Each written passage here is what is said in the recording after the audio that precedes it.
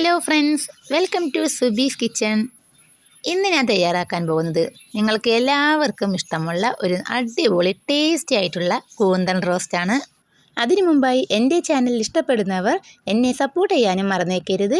പിന്നെ എൻ്റെ ചാനൽ ആദ്യമായി കാണുന്നവരാണെങ്കിൽ സബ്സ്ക്രൈബ് ചെയ്ത് തൊട്ടടുത്തുള്ള ബെൽ ബട്ടണും കൂടി ഒന്ന് പ്രസ് ചെയ്തേക്കണം. പിന്നെ നിങ്ങളുടെ ഫുൾ സപ്പോർട്ടും കൂടി എൻ്റെ കൂടെ ഉണ്ടാവണം. അപ്പോൾ നമുക്ക് വേഗം തന്നെ വീഡിയോയിലോട്ട് പോകാം. കൂന്തൽ റോസ്റ്റ് തയ്യാറാക്കാനായി ഞാൻ ആദ്യം തന്നെ ഒരു കടായി വെച്ചിട്ടുണ്ട്. കടായി നന്നായി ചൂടായി വരുമ്പോൾ നമുക്ക് ഇതിലോട്ട് വെളിച്ചെണ്ണ ഒഴിച്ചു കൊടുക്കാം. ഞാനിവിടെ സാധാരണ വെളിച്ചെണ്ണ തന്നെയാണ് എല്ലാ കറികൾക്കും യൂസ് ചെയ്യാറ്. അത്യാവശ്യം ചില കറികൾക്ക് മാത്രമേ ഞാൻ ഓയിൽ യൂസ് ചെയ്യാറുള്ളൂ. എണ്ണ നന്നായി ചൂടായി വരുമ്പോൾ ഞാനിവിടെ ഒരു പിടി ചെറിയുള്ളി ഒന്ന് ചതച്ചിട്ടുണ്ട്.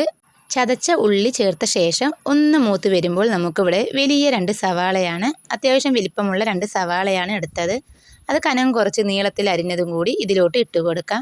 എന്നിട്ട് നമുക്ക് നന്നായിട്ട് തന്നെ ഒന്ന് വഴറ്റിയെടുക്കണം. സവാള നന്നായിട്ട് തന്നെ ഒന്ന് വഴറ്റിയെടുക്കണം. സവാള വേഗം തന്നെ വഴഞ്ഞ് കിട്ടാനായി നമുക്ക് അതിലോട്ട് 1 സ്പൂണ് ഉപ്പും കൂടി ചേർത്ത് കൊടുക്കാം.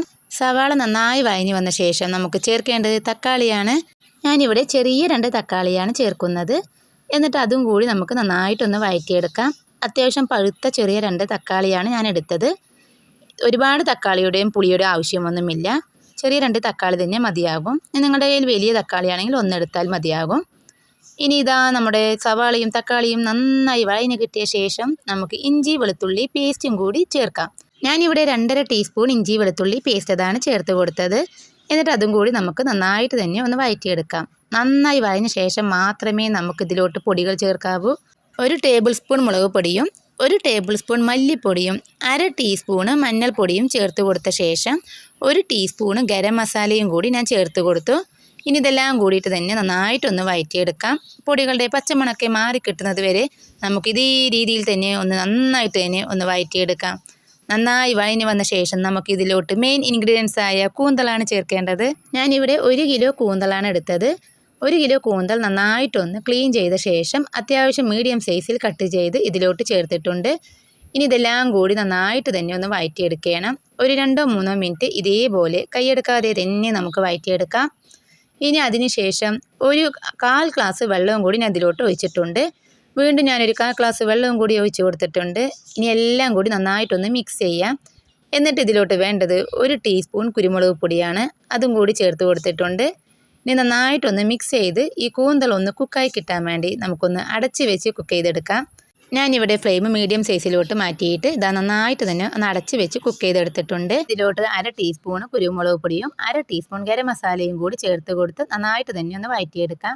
ഇനി ഞാൻ ഇതിലോട്ട് ചേർക്കുന്നത് കസൂരി മേത്തിയാണ്. തികച്ചും ഓപ്ഷണലാണ്. നിങ്ങൾക്ക് വേണമെങ്കിൽ മാത്രം തന്നെ കസൂരി മേത്തി ചേർത്താൽ മതിയാകും. ഞാനിവിടെ 1 ടീസ്പൂൺ കസൂരി മേത്തി ചേർത്തിട്ടുണ്ട്. ഇനി ഇതിലെ വെള്ളമെല്ലാം നന്നായിട്ടൊന്ന് വറ്റിയിട്ട് നമുക്ക് റോസ്റ്റ് ലെവലിലാക്കി എടുക്കണം. അതിനുശേഷം ഞാനിവിടെ 1 പിടി മല്ലിയിലയും അത്യാവശ്യം കറിവേപ്പിലയും കൂടി ചേർത്ത് കൊടുത്തു. ഇനി ഇതെല്ലാം കൂടി നന്നായിട്ടൊന്ന് നമുക്ക് ഇളക്കിയെടുക്കാം. ഇനി ഇതിൽ വെള്ളം കുറച്ചും കൂടി നമുക്കൊന്ന് വറ്റിച്ചെടുക്കാം. നന്നായി ഇളക്കിയ ശേഷം ഞാനിതിലോട്ട് 1 ടീസ്പൂണ് വെളിച്ചെണ്ണയും കൂടി ഒഴിച്ചു കൊടുത്തിട്ടുണ്ട്. എന്നിട്ട് അതും കൂടി ഒന്ന് നന്നായി ഇളക്കിയ ശേഷം നമുക്കിതാ ഫ്ലെയിം ഓഫ് ചെയ്യാം. നല്ല ടേസ്റ്റി ആയിട്ടുള്ള കൂന്തൽ റോസ്റ്റ് നമുക്കിവിടെ റെഡിയായി കിട്ടിയിട്ടുണ്ട്.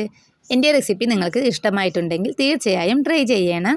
അതുപോലെ തന്നെ വീഡിയോ ഇഷ്ടമായാൽ ലൈക്ക് ചെയ്യാനും ഷെയർ ചെയ്യാനും കമൻറ്റ് ചെയ്യാനും മറന്നേക്കരുത്.